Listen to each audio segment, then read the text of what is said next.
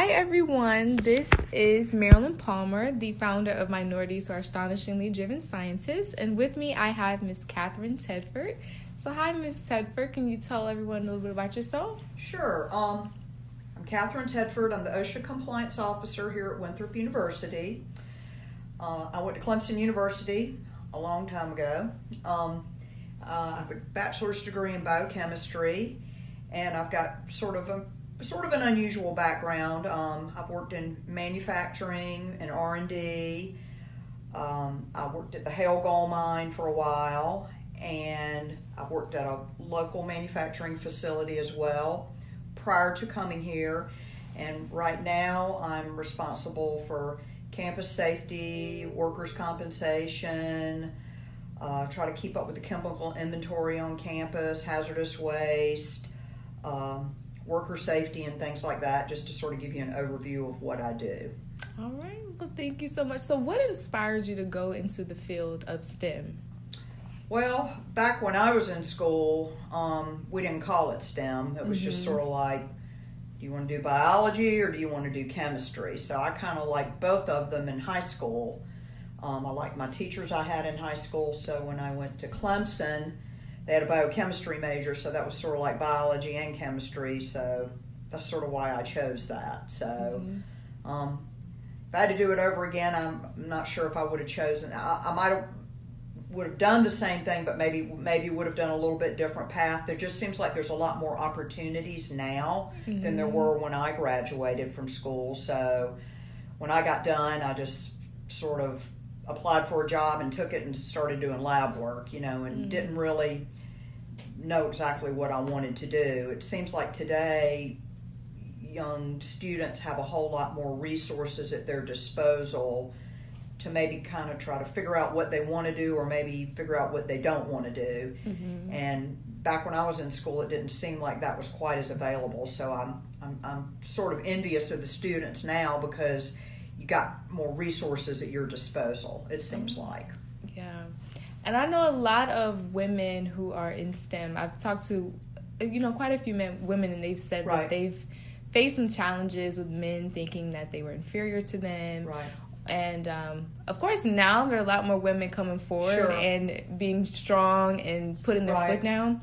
But I just want to know, have you ever faced any types of challenges being that you are a woman? I've been pretty lucky in the places that I've worked before. I worked for the NutraSweet company in Augusta, Georgia, the same people that made aspartame back in the day. And I worked in a small kind of R&D group, and I was the only female in there, and it was really a great experience. I mean, I was very lucky that I had someone that kind of took me under his wing, and he was really, really good. And then after that, I went to another R&D position. And I have to say, I've been pretty lucky. And that's a good thing, yeah. No, I have been, and I tend to, I don't know, I seem to play well with the boys, I guess, I get along pretty well with them, and I get along with women well too. I haven't had that problem, but I imagine there are some places that there are those kind of problems.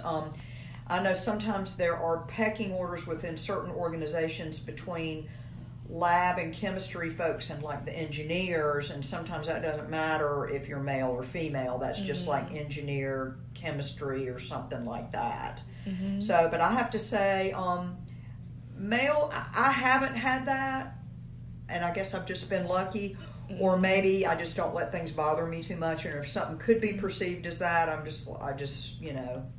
I don't engage with it or whatever. So, but yeah, well, that's a good thing. Yeah. And lastly, there are a lot of students who also find it hard that being in the STEM field is hard, and they don't know really how to navigate in the field. Right. So, what types of tips or advice would you give them?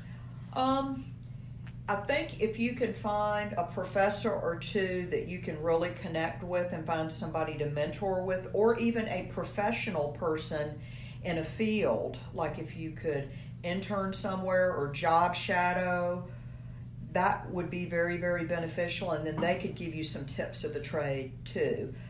In STEM, I think it's a good idea to be a member of the American Chemical Society. if you could maybe go to some of their meetings. I know sometimes their meetings aren't super affordable. I don't know how much, if they give you a break if you're a student or not. There's lots of different things you can do.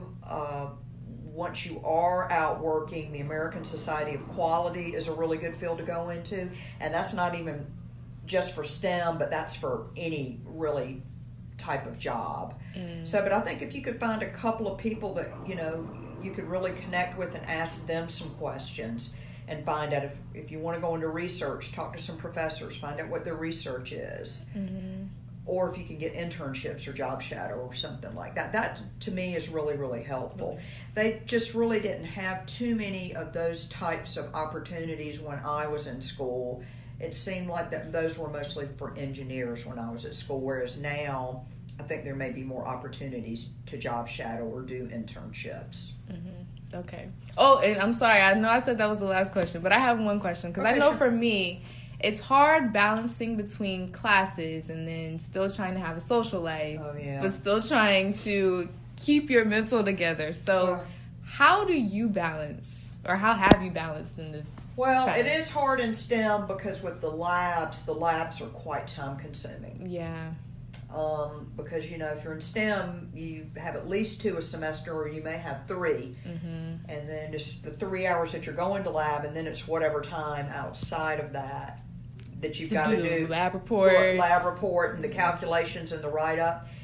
You just got to figure out a way to find a good balance and allocate your time appropriately. How to schedule, because otherwise it can be quite overwhelming. Sometimes you can really kind of feel like you're drinking out of a fire hydrant. Sometimes, I mean, it's hard. It's hard. It's really hard. Now, what do you want to do? I want to study I want to be a cosmetic chemist. Okay.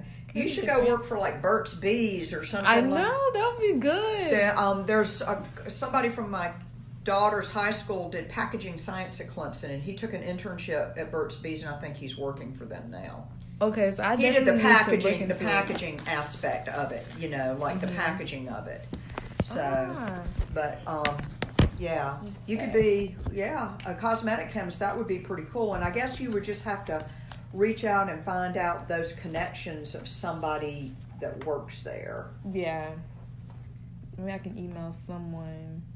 You could do, Burt's Bees, or what would even be as another cool makeup line is that Glossier. Are you familiar with Glossier? Yeah. They're very natural and they're kind of basic. And they've got the real simple packaging, and they just have like a few things, and they're very kind of natural, and that's kind of the approach I want to take. Of like the vegan, no animal testing, no phthalates in their stuff.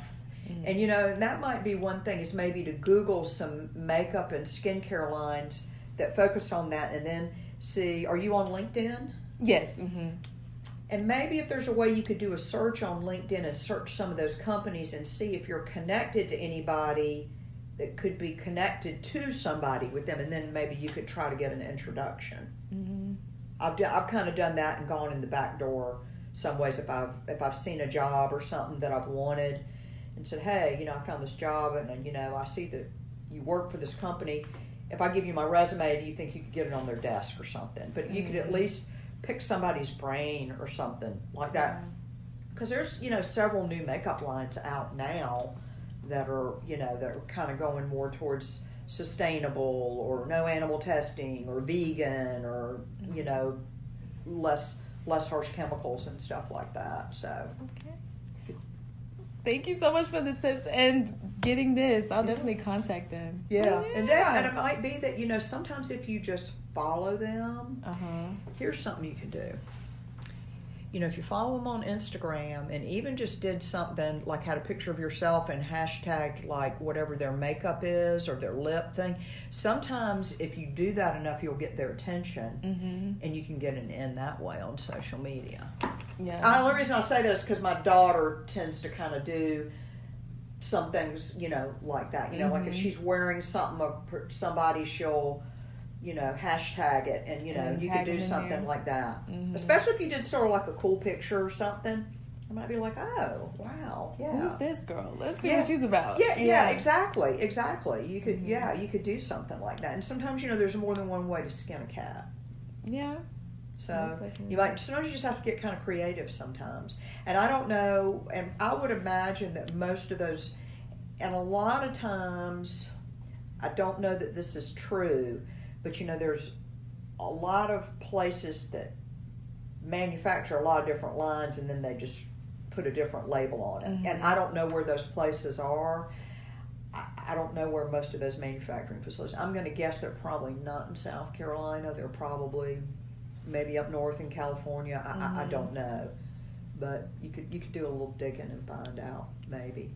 Okay. Yeah. So. Well, thank you so much. That was Miss Katharyne Tedford.